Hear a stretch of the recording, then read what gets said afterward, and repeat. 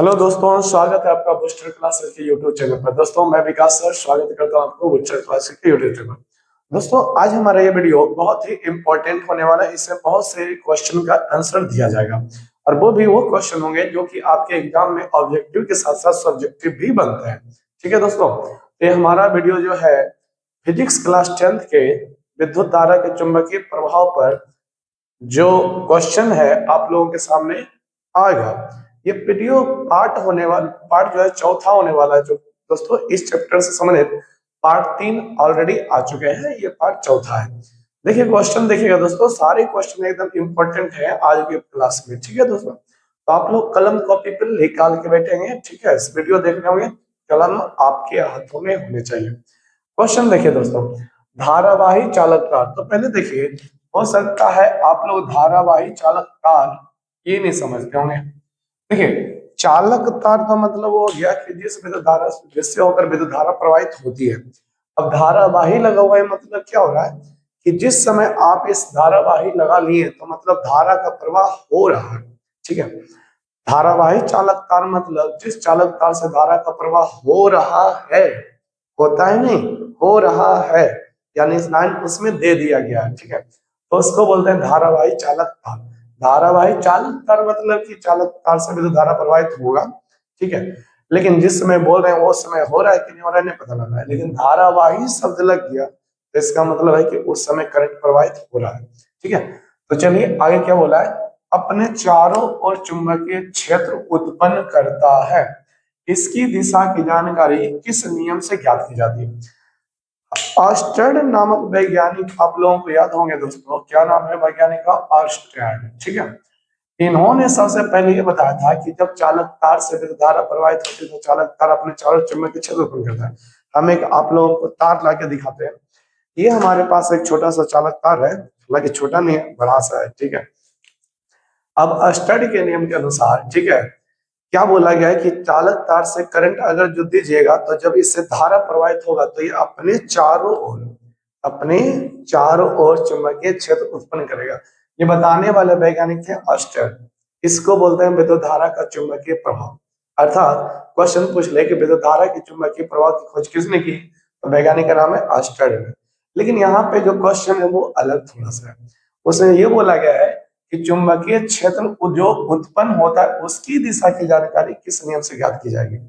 तो चालक चालक तार से विद्युत धारा प्रवाहित करेंगे तो इसके चारों ओर चुंबकीय क्षेत्र उत्पन्न होगा, एक और नहीं, चारों ओर चुंबकीय क्षेत्र उत्पन्न होता है। उसकी दिशा की जानकारी किस नियम से ज्ञात की जाती है? तो एक वैज्ञानिक थे जिनका नाम था मैक्सवेल। क्या नाम है दोस्तों? मैक्सवेल। ठीक है, क्या नाम है? मैक्सवेल। इन्हीं के नियम से ज्ञात किया जाता है, वैज्ञानिक के नाम पर ही लगा के नियम बताया गया। इस नियम का नाम है दोस्तों, आंसर लिखिएगा, आप लोग क्वेश्चन नोट कर लिए होंगे, आंसर लिखिएगा। नियम का नाम है मैक्सवेल का। किसका? मैक्सवेल का। मैक्सवेल का, स्टडी को हटा देते हैं। मैक्सवेल का दक्षिण हस्त नियम। मैक्सवेल का दक्षिण हस्त नियम नाम है। मैक्सवेल का दक्षिण हस्त नियम बोलिए, या फिर बोलिए मैक्सवेल के दाएं हाथ का नियम। देखिए दोस्तों, हम अगर जो इस तरह से हैं तो मेरा बायां हाथ ये है, दाएं हाथ ये है, तो दाहिने हाथ का नियम या दक्षिण हस्त नियम। ध्यान दीजिए, नाम क्या है वैज्ञानिक का? मैक्सवेल। इन्होंने एक नियम दिया है क्या करने के लिए? तो चुंबकीय क्षेत्र की चुंबकीय क्षेत्र उत्पन्न होता है उसकी दिशा की जानकारी के लिए। ठीक है, चुंबकीय क्षेत्र जो उत्पन्न होता है उसकी दिशा की जानकारी के लिए। ठीक है, मैक्सवेल नामक वैज्ञानिक ने दिया है नियम। नाम को नोट कीजिए, मैक्सवेल का दक्षिणास्थ नियम। अब आइए हमें यह देखना है कि मैक्सवेल के दक्षिणास्थ नियम में क्या कहा गया है। तो आप लोग दोस्तों क्वेश्चन नोट करेंगे, बहुत ही छोटा सा क्वेश्चन। मैक्सवेल के दक्षिणास्थ नियम को लिखें। मैक्सवेल के, किसके दोस्तों? मैक्सवेल के दक्षिणास्थ नियम को लिखें। क्वेश्चन नोट करिए आप लोग, मैक्सवेल के दक्षिणास्थ नियम को लिखें। मैक्सवेल के दक्षिणास्थ नियम को लिखें, क्वेश्चन नोट करिए कॉपी में। ठीक है, यानी मैक्सवेल के दक्षिणास्थ नियम में क्या कहा गया है उसके हमें लिखना है। देखिए नियम में क्या कहा गया है, ध्यान से समझिएगा। नियम में कहा गया है कि यदि आप चालक तार को, ये मान लीजिए चालक तार है, ठीक है, हालांकि चालक तार नीचे मेरा गिरा हुआ है लेकिन इसी से मान लीजिए, ठीक है, आप लोगों के पास कलम होगा उसको मान लीजिएगा चालक तार। नियम में कहा गया है कि यदि हम चालक तार को अपने अपना दायां हाथ की मुट्ठी में, किसमें, मुट्ठी में इस प्रकार पकड़े कि अंगूठा, क्या दोस्तों, अंगूठा, ये देखिए अंगूठा विद्युत धारा की दिशा बता रही है, यानी करंट चालक तार, मान लीजिए कि हमारा मार्कर है, तो विद्युत धारा की दिशा अंगूठा बता रहा है, तो अन्य अंगुलियों का घुमाव चुंबकीय क्षेत्र की दिशा बताएगी। मैक्सवेल का तत्क्षणिक नियम एकदम आसान है। इस नियम में क्या कहा गया है लिख देते हैं, उसके बाद और भी समझाएंगे। ठीक है, मैक्सवेल के तत्क्षणिक नियम को लिखें। ये एग्जाम में आपका दोस्तों लिखने के लिए आता है 2 मार्क्स का क्वेश्चन। ठीक है, या फिर ये वाला जो आएगा तो ये आपका ऑब्जेक्टिव क्वेश्चन में आएगा। किसमें आएगा दोस्तों, ऑब्जेक्टिव क्वेश्चन में, और ये काफी फेमस क्वेश्चन है। ठीक है, आता ही आता है। मैक्सवेल के दक्षिणास्थ नियम को लिखें। तो मैक्सवेल का दक्षिणास्थ नियम लिखने जा रहे हैं, आप लोग भी कॉपी में नोट कीजिएगा। यदि हम अपने, क्या दोस्तों, यदि हम अपने दाएं हाथ की, किसकी, दाएं हाथ की मुट्ठी में, किसमें दोस्तों, मुट्ठी में यदि हम अपने दाएं हाथ की मुट्ठी में चालक तार को, किसको, किसको दोस्तों, चालक तार को, चालक तार यानी जिससे करंट प्रवाहित हो रहा है, चालक तार को इस प्रकार पकड़े, इस प्रकार पकड़े की, ध्यान से देखिए, इस प्रकार पकड़े की, यदि हम अपने दाएं हाथ की मुट्ठी में चालक तार को इस प्रकार पकड़े कि अंगूठा, क्या दोस्तों, अंगूठा विद्युत धारा की, किसकी, अंगूठा विद्युत धारा की, किसकी, विद्युत धारा की दिशा बताती है, तो दिशा बताती है, तो क्या बताती है, तो दिशा बताती है, तो अन्य अंगुलियों का घुमाव, नोट करते जाइए, अन्य अंगुलियों का घुमाव चुंबकीय क्षेत्र की दिशा बताती है, चुंबकीय क्षेत्र की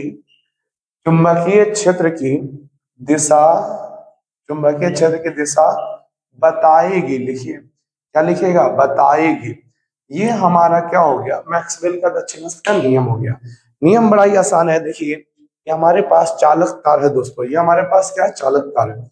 मान लीजिए आप करंट को जो है इधर से देते हैं, ऐसे चालक तार है, इधर आप बैटरी जोड़ते हैं तो करंट इधर से जाना शुरू होगा। ठीक है, अब आपको क्या करना है, इस चालक तार को अपने दाएं हाथ की मुट्ठी में पकड़ना है, किसमें, दाएं हाथ में, तो ऐसे पकड़ लेंगे, ऐसे अंगूठा करके। ठीक है, करंट जिधर की दिशा बता रही है उधर की दिशा में अंगूठे को रखिए। तो दोस्तों, यदि हम अपने दाएं हाथ की मुट्ठी में चालक तार को इस प्रकार पकड़े कि अंगूठा विद्युत धारा की दिशा बताएगी, तो अन्य अंगुलियां, बाकी की 4 अंगुलियां जिस तरह से घूमी हुई है, इस तरह से घूमी हुई है।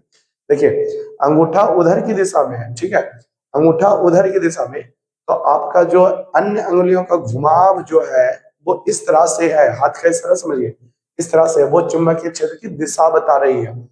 देखिए, अस्टड के नियम में क्या कहा गया था कि चालक तार से जब धारा प्रवाहित की जाती है तो चालक तार के चारों ओर, किधर, एक और दो और नहीं, चारों ओर चुंबकीय क्षेत्र उत्पन्न होता है। तो भाई, अस्टड के नियम में जो बातें कही गई थी चारों ओर, लेकिन उसमें दिशा नहीं बताया गया था, चारों ओर की दिशा ऐसे होगी कि भाई ऐसे होगी, हाथ का इशारा समझिए, दिशा ऐसे होगी दोस्तों कि ऐसे होगी, बहुत अंतर है दोनों में। ठीक है, अगर जो आप ऐसे दिशा बताइएगा तो ये कहलाएगा घड़ी की सुई की दिशा, जिसको बोलते हैं क्लॉक वाइज। ठीक है, और ऐसे जो बोलते हैं ना, उसको बोलेंगे घड़ी की सुई की विपरीत दिशा, जिसको बोलते हैं एंटी क्लॉक वाइज।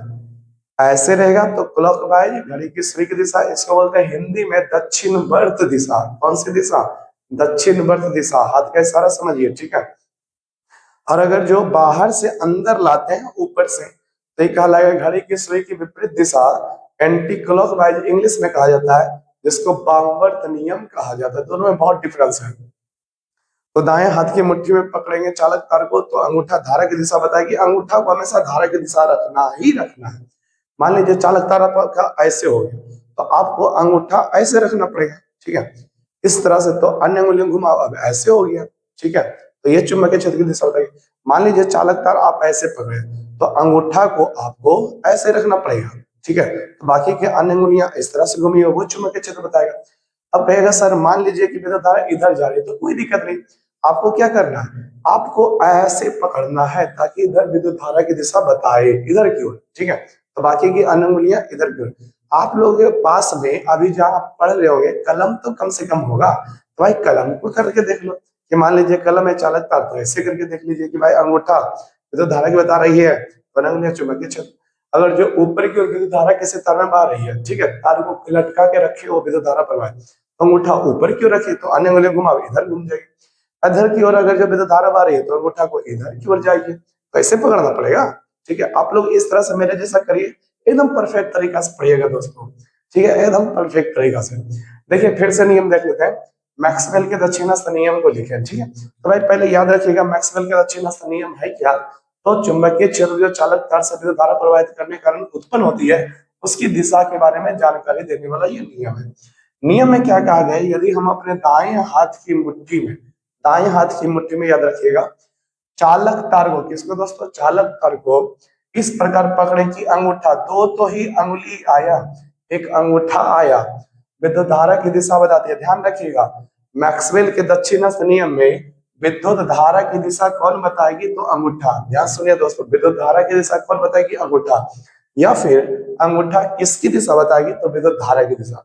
उल्टा भी करके याद रखिएगा, ठीक है। विद्युत धारा की दिशा बताती है तो अन्य अंगुलियों का, अन्य अंगुलियों, सॉरी सॉरी सॉरी, अन्य अंगुलियों यहाँ पे लिख लेंगे, अन्य अंगुलियों का, अन्य अंगुलियों का घुमाव चुंबकीय क्षेत्र की दिशा बताएगी। तो ध्यान रखिएगा इससे ऑब्जेक्टिव क्वेश्चन में बन सकता है कि मैक्सवेल के दक्षिणास्थ नियम में विद्युत धारा की दिशा कौन बताती है, तो अंगूठा, विद्युत धारा की दिशा कौन बताएगी, अंगूठा। फिर दूसरा नियम ये बन सकता है, दूसरा क्वेश्चन, चुंबकीय क्षेत्र की दिशा कौन बताएगी, तो अन्य अंगुलियों का घुमाव, चुंबकीय क्षेत्र की दिशा कौन बताएगी, अन्य अंगुलियों का घुमाव। या फिर उल्टा क्वेश्चन कर सकता है, मैक्सवेल के दक्षिणास्थ नियम में अन्य अंगुलियों का घुमाव किसकी दिशा बताती है, तो चुंबकीय क्षेत्र की दिशा। तो यहाँ पर बहुत सारे ऑब्जेक्टिव क्वेश्चन बन सकते हैं दोस्तों। पहले तो ये क्वेश्चन आपको आएगा एग्जाम में तो 2 मार्क्स का, और ऑब्जेक्टिव इसी से बनेगा, मैक्सवेल का अंगूठा नियम या फिर दक्षिणास्थ का नियम, ऐसे करके पूछ दे कि अंगूठा किसकी दिशा, विद्युत धारा की दिशा, अन्य अंगुलियों का घुमाव किसकी दिशा, चुंबकीय क्षेत्र की दिशा बताइए। आप लोग कॉपी में इसको नोट कीजिए, ठीक है। आप चाहें तो आप ऐसे भी हम इसको करा सकते हैं, देखिए आप लोग स्टार पॉइंट में लगा के लिखिएगा दोस्तों, स्टार पॉइंट में लिखिएगा, किस पॉइंट में लिखिएगा, स्टार पॉइंट में।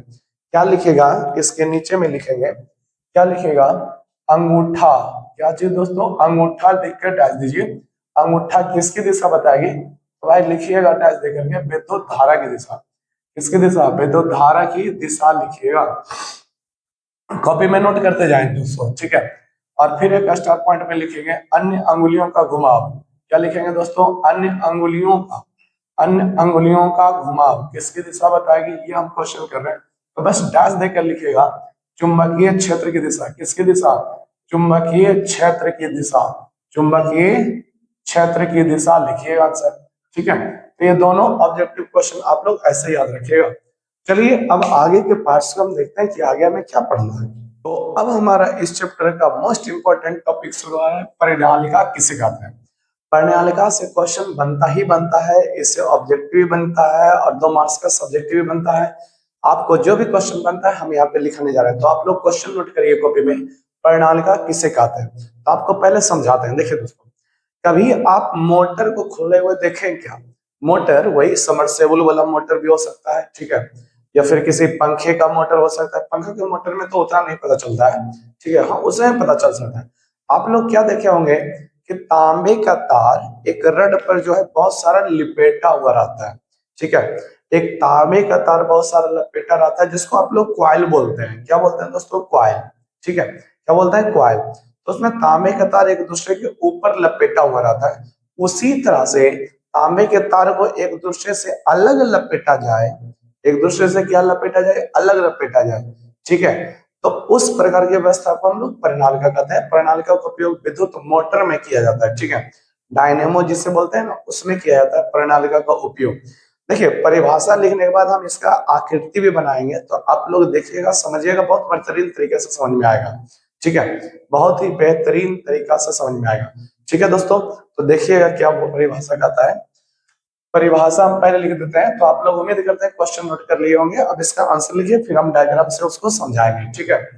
प्रणालिका किसे कहते हैं, ये आपके एग्जाम में पूछ ले तो आपको आंसर भी देना है और इसका आकृति भी बनानी है, ठीक है। लिखिएगा आंसर, प्रणालिका किसे कहते हैं, लिखना है जब किसी जब किसी जब किसी क्या लिखेगा, जब किसी लंबे जब किसी लंबे लंबा सा होना चाहिए, जब किसी लंबे विद्युत रोधी, कौन रोधी दोस्तों, विद्युत रोधी चालक तार को, यानी तार कैसा होना चाहिए, चालक तार होना चाहिए। जब किसी लंबे विद्युत रोधी चालक तार को सर्पिलाकार रूप में, किस रूप में दोस्तों, सर्पिलाकार रूप में, सर्पिलाकार रूप में देखिएगा। अब सर्पिलाकार रूप क्या हो गया, तो आप लोग स्प्रिंग देखे हैं ना, स्प्रिंग, ठीक है, बिल्कुल देखे होंगे दोस्तों स्प्रिंग, तो वो सर्पिलाकार रूप हुआ, ठीक है। क्या स्प्रिंग गोल भले ही होता है, क्या एक सिरा से उसका दूसरा सिरा जुड़ा होता है क्या, नहीं, वो सर्पिलाकार रूप हो गया। जैसे कि हम ऐसे ऐसे बोल बनाएंगे तो ये क्या बन गया, सर्पिलाकार डिजाइन, ठीक है। तो यही इसके बारे में बोला गया, जब किसी लंबे विद्युत रोधी चालक तार को सर्पिलाकार रूप में, सर्पिलाकार रूप में इस प्रकार, किस प्रकार दोस्तों, इस प्रकार लपेटा जाता है कि, लपेटा जाता है कि, ध्यान से देखिए कि चालक तार, कौन तार, चालक तार एक दूसरे से ध्यान रखिए, एक दूसरे से अलग होने चाहिए, एक दूसरे से अलग, एक दूसरे से अलग, परंतु एक दूसरे पे टच नहीं करना चाहिए, ठीक है, परंतु परंतु अगल बगल रहे, अगल बगल रहे, ठीक है, अगल बगल रहे, अगल बगल मतलब एक यहाँ लपेट है तो दूसरा यहाँ पे, तीसरा यहाँ पे, चौथा यहाँ पे, तो एक दूसरे से अलग है लेकिन अगल बगल है, अगल बगल किनारे, एक दूसरे से नजदीक में होना। जब किसी लंबे विद्युत रोधी चालक तार को सर्पिलाकार रूप में इस प्रकार लपेटा जाता है कि तार, चालक तार एक दूसरे के, चालक तार के फेरे, यहाँ पे लिखिएगा चालक तार के फेरे, चालक तार के फेरे लिखिएगा, चालक तार के फेरे एक दूसरे से, कौन दूसरे से, एक दूसरे से लिखिएगा, एक दूसरे से अलग परंतु अगल बगल रहे, तो इस प्रकार की व्यवस्था को, तो इस प्रकार की व्यवस्था को लिखिएगा, इस प्रकार की व्यवस्था को परिनालिका कहते हैं, इस प्रकार की व्यवस्था को क्या कहते हैं, परिनालिका कहते हैं। अब यही डेफिनेशन है दोस्तों, लेकिन इसको पूरा तब की पाइएगा जब आप इसका चित्र देखिएगा, तो आप लोग कॉपी पे लिखिए इस परिभाषा को। अब हम इसका क्या करते हैं, डायग्राम आपको दिखाने वाले हैं। क्या बोला, जब किसी लंबे विद्युत रोधी चालक तार को सर्पिलाकार रूप में इस प्रकार लपेटा जाता है, यानी चालक तार को लपेटना है, तो भाई लपेटिएगा तो कुछ ना कुछ चीज पर तो लपेटिएगा। रड वगैरह होता है, बेलनाकार रड देखे होंगे, पाइप के जैसा रड रहता है, तो वो हमें पहले बनाना पड़ेगा। तो मान लीजिए हम क्या करते हैं, यहाँ पर आकृति बना देते हैं, ध्यान से देखिएगा, आप लोग भी स्केल की सहायता से बनाएंगे। अभी पहले देखिए दोस्तों, फिर आप लोग भी बनाइएगा। हम पहले बना रहे हैं, ये मान लीजिए एक हमने रड बनाया हुआ है, ठीक है, ये हमने क्या बनाया दोस्तों, रड बनाया, ठीक है। ये हम एक बढ़िया सा एक रड बनाया, थोड़ा बड़ा कर देते हैं क्योंकि आप लोगों को हो सकता है पता ना लगे, ठीक है, तो इसको थोड़ा बड़ा कर देते हैं। हो सकता है तिरछा रेखा खींचा गया होगा, क्योंकि एक प्रॉब्लम हम देखते हैं तिरछा रेखा खींचा जाता है, तो कोई दिक्कत नहीं है, आप लोग सीधा सीधा खींचिएगा।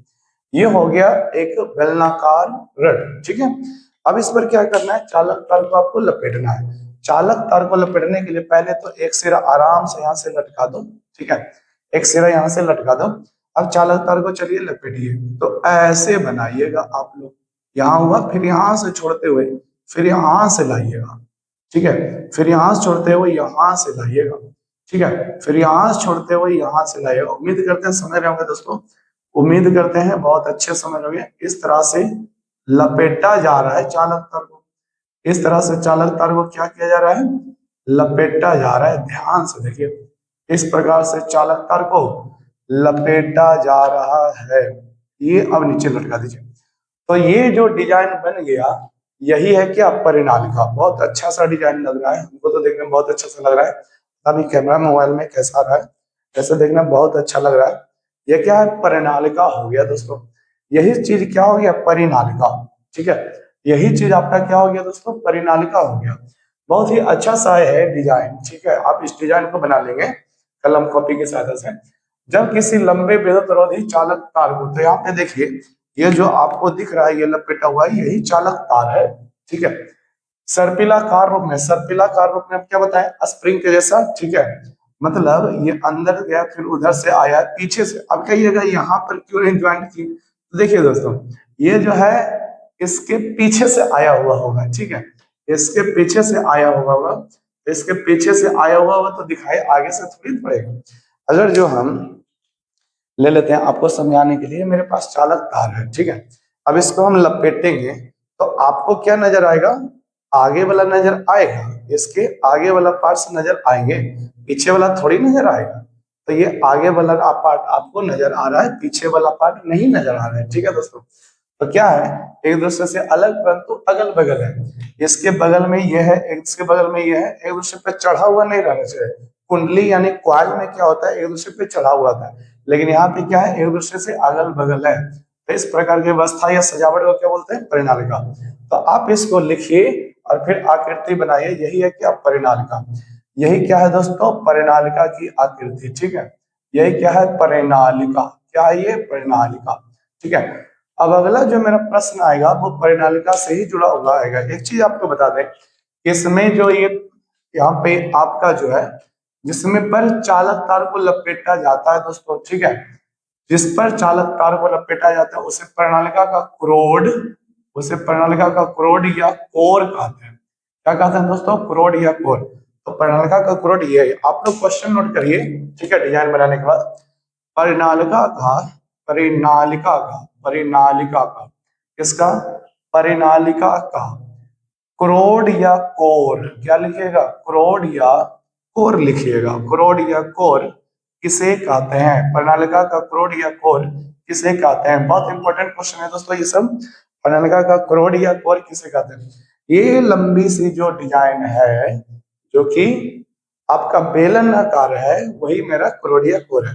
परिभाषा बड़ा सिंपल है, परिनालिका में, कौन सी नालिका में, परिनालिका में लिखिएगा कॉपी पे, कलम के साथ कॉपी कलम से निकाल के पढ़िएगा दोस्तों। परिनालिका में, इसमें परिनालिका में चालक तार को, किस तार को, चालक तार को, चालक तार को जिस जिस जिस खोखले बेलन पर, किस खोखला ये रहता है, अंदर से खोखला रहता है, बेलनाकार डिजाइन रहता है, जिस खोखले बेलन पर, परिनालिका में चालक तार को जिस खोखले बेलन पर, जिस खोखले बेलन पर लपेटा जाता है, क्या किया जाता है, लपेटा जाता है, लपेटा जाता है, उसे, जिस चालक तार को, परिनालिका में चालक तार को जिस खोखले बेलन पर लपेटा जाता है उसे, उसे क्रोड या कोर कहते हैं। क्या कहते हैं दोस्तों, उसे क्रोड या कोर कहते हैं, क्रोड या कोर कहते हैं। ये आप परिभाषा लिखिए, उसे क्रोड या कोर कहते हैं, उसे क्या कहते हैं दोस्तों, क्रोड या कोर। अब ये जो क्रोड या कोर है, ध्यान समझेंगे, परिनालिका में चालक तार को जिस खोखले बेलन पर लपेटा जाता है, ये यानी कि हो गया, निशान लगा के लिख लीजिए, क्रोड या कोर, उसे क्रोड या कोर कहते हैं। क्रोड या कोर के रूप में आपका दो ही चीज में से कोई यूज हो सकता है दोस्तों, या तो नरम लोहा या फिर इस्पात। ठीक है, इसको भी नोट करिए। क्रोड या कोर के रूप में, क्रोड या कोर के रूप में, क्रोड या कोर के रूप में, किसके किसके, क्रोड या कोर के रूप में नरम लोहा, नरम नरम लोहा, नरम लोहा या इस्पात का इस्तेमाल, किसका दोस्तों, इस्पात का इस्तेमाल किया जाता है।